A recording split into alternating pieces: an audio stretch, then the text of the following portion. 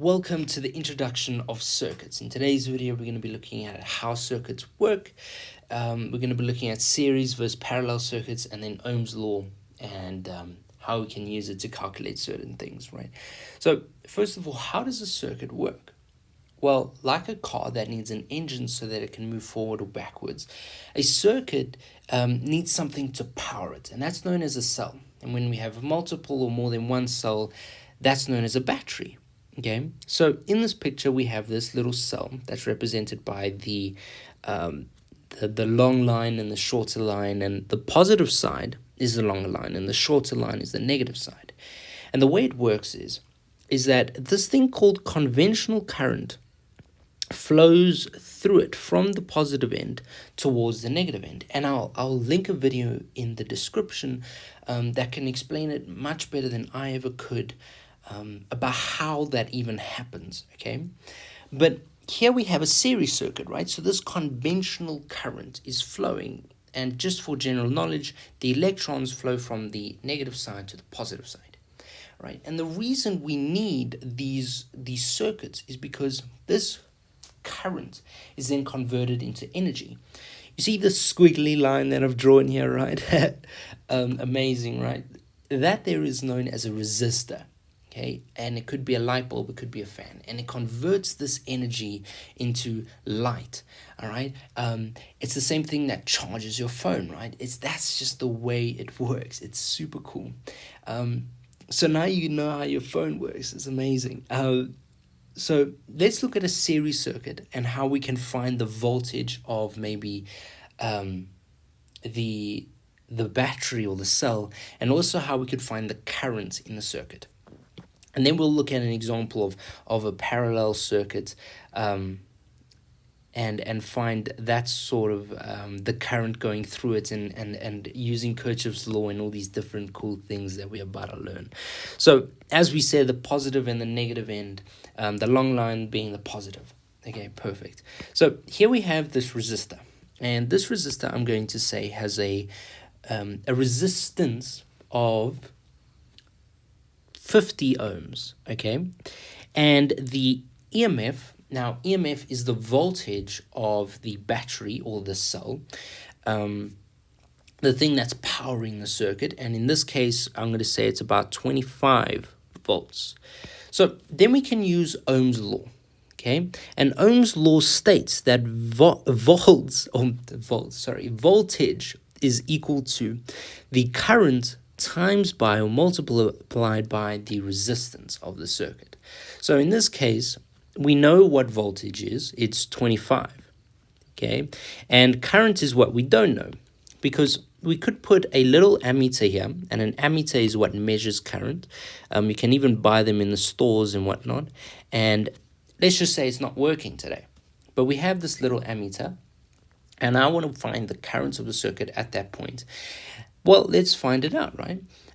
So 25 is my voltage. And this is all theoretical, right? The ammeter will probably give you a different answer. So then resistance we know is 50 ohms, okay? And then we can say that I is equal to 0.5 amps. Okay, perfect. I mean, that's super duper simple, right? Amazing. But as I said, this guy called Kirchhoff, he came up with this law, and it relates to series versus parallel. And it's important to note that in a series circuit, all right, this conventional current flows in one direction, sure, all right? But we have to note that there is this constant current, all right? If I put the ammeter over here, it would be the same, or here, it would be the same, all right? And that's what series circuits are good at, all right? And also, what's important to note, let's say I put another resistor over here, right? A better squiggly line, and it had a resistance of another 50 ohms, okay? Then the equivalent resistance of this circuit is now, how much do you think? Well, it's actually 100 ohms, all right? 100 ohms is now equal to the equivalent resistance, and that's important to note, because as we'll see in the next example, for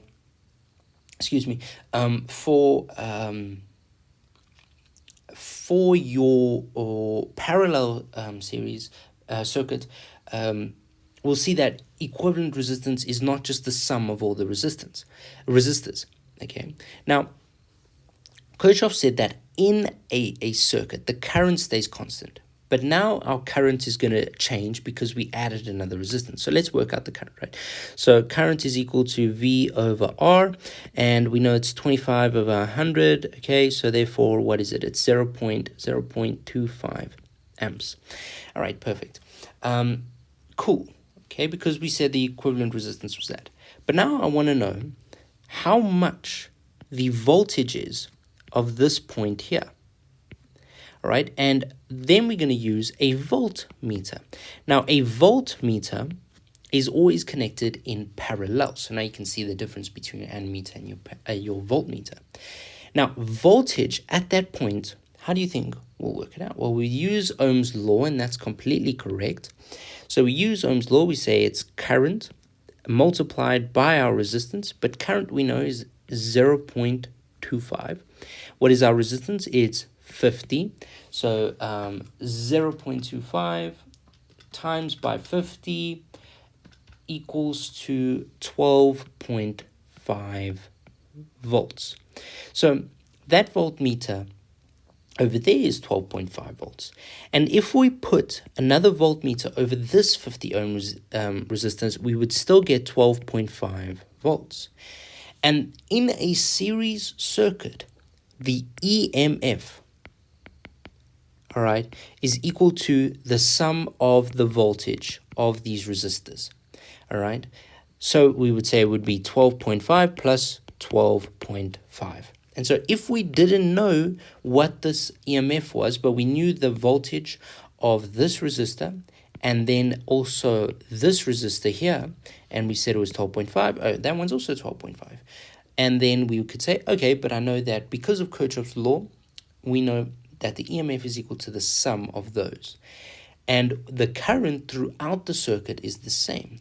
But now in a parallel circuit, what's important to note is that the current now changes, but the voltage is the same. So it's kind of like the opposite. Okay, so we have another circuit here, but this one is now going to be parallel. So I'm going to add a few lines here. One little guy. All right, another resistor. And we're going to connect him in parallel. And this is what parallel looks like. So if you've never seen it before, it's super cool. You get to see it now. All right, and then we have another resistor. All right, let's say they're all light bulbs. Okay, now this resistor, our first resistor, has about 5 ohms of resistance.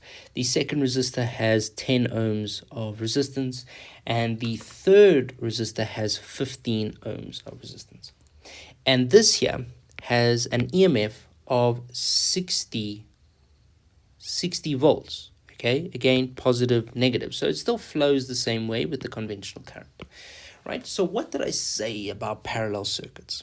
Well, I talked really fast, so I doubt you can remember, but what I said was, because of Kirchhoff, he now says that the voltage of all these things is now 60. All right, he says because it's a parallel, the voltage is now the same. So if I put a voltmeter on every single one of these, all right, here I had a voltmeter, all right, here I had a voltmeter, and here I had a voltmeter, over all these guys connected in parallel, what would be the voltage of all of these? Well, it would be 60 volts, 60 volts, 60 volts. And what was the difference? We saw that in our series circuit that the voltage, okay, of the different resistors was equal to the sum. But now we see the voltage is now the same as our EMF. All right, and that's the main difference between them. But now we see that the resistance is different. So what is the current going through this, going through all of these? Well, let's find it out. All right, and this here is where it gets very, very interesting. Okay, so we know we can use Ohm's law, all right? And I can say I here is equal to 60 divided by 5 because it's V divided by R. I is equal to now 60 divided by 10, and I is equal to 60 divided by 15. Okay, so this one here, oops, this one here, right? This one here is equal to 12, all right? This guy here is equal to 6, and the final one is equal to 4. So what we can also note is that as our resistance increased, our current decreased. So if I put an ammeter here, an ammeter here, and an ammeter here in series, we know how would they measure? Well, it would measure 12, 6, and 4. All right, perfect. So we can now, just take all this stuff away. Okay, maybe make it a bit neater. Maybe take a little bit of a break. Okay, so that's amazing, right? So we have 12, 6, and 4. Now I want to calculate the current of the entire circuit that is flowing throughout. Okay, and I'm going to put my little ammeter over here if you didn't see it. So I is equal to EMF now, because it's for the entire circuit of R equivalent. Now, the equivalent R cannot just be the sum of all of these, like in the series circuit. No. You see, R equivalent is now this funny equation. Okay, because it's 1 over R equivalent is equal to R1 over R1 plus 1 over R2 plus 1 over R3. Okay, so if we then use that, we could then say it's 1 over 5 plus 1 over 10 plus 1 over 15.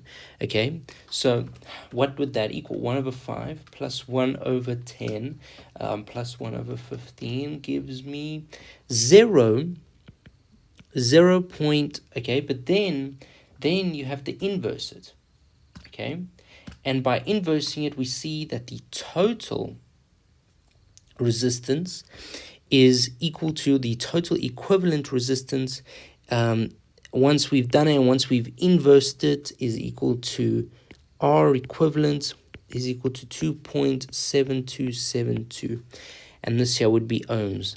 Okay, and then we can say, okay, our EMF is 60 divided by 2.727, all right, which would then give me 60 over 2.727. Tells me I have 22 amps in our entire circuit. Now, what do you notice? Well, the current going through this one, plus the current going through that one, plus the current going through that one, is equal to the sum of the currents. Is equal to the current of the entire circuit, which makes sense, right? Because now the current is distributed throughout these. And this gives us a key concept that says that when the current flows through a parallel circuit, it will flow through the path of least resistance. And in this case, the path of least resistance is 5 ohms because it has the smallest resistance. And as your resistance increases, we see that the current decreases. And that's super, super cool. I mean, I find that so fascinating, right? So I really hope you enjoyed today's video. I really hope it helped you. Have a great day. If you would please consider subscribing, maybe like the video if you found it informative, if it helped you at all. Have a great day. Stay healthy.